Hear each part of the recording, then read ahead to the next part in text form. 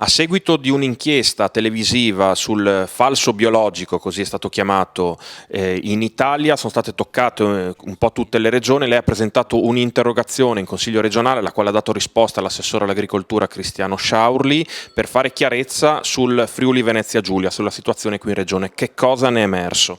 È emerso che la nostra regione fortunatamente è completamente esclusa da questi rischi che sono stati paventati nel corso di questa importante trasmissione, perché noi fortunatamente, giovandoci nel nostro regime di autonomia e specialità, in materia di controllo e di verifica delle attività agricole e quindi anche di quelle legate al settore biologico,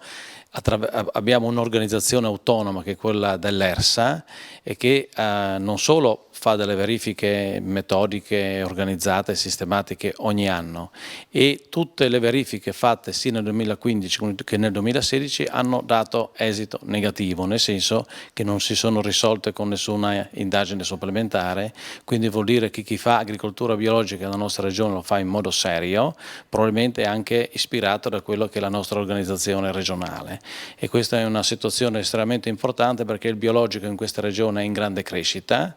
e questi dubbi che erano emersi da questa trasmissione gettavano un'ombra sui cittadini e sui consumatori che noi volevamo assolutamente dissipare con riferimento perlomeno alla nostra regione.